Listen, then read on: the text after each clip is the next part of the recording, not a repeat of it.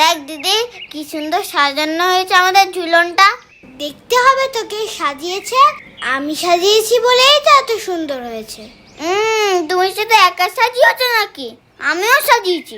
এই তোরা যাবি না আমাদের বাড়িতে ঠাকুর আনতে?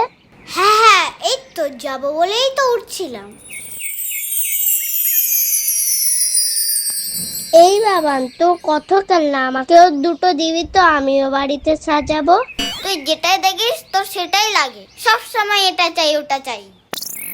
ঝুলন হয়ে যায় তারপর দেখছি, চ আগে। কিরে, তোদের সাজানো হলো? কি করে সাজাবো?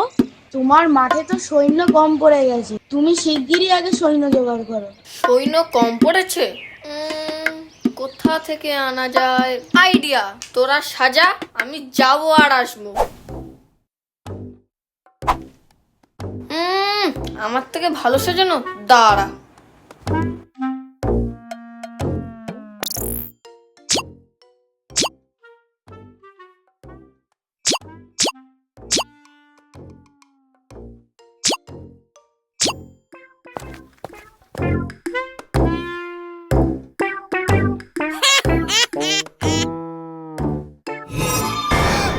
আমাদের ঝুলন এইভাবে নষ্ট করলো কে? এটা নিশ্চয়ই পুটেদারই কাজ।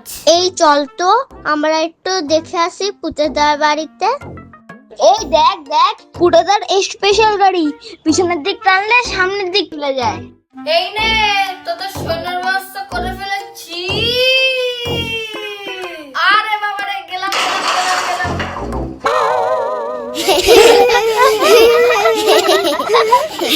বেশ হয়েছে, ঠিক হয়েছে। যেমন কর্ম তেমন ফল। ও পুতেদা, হ্যাপি ঝুলন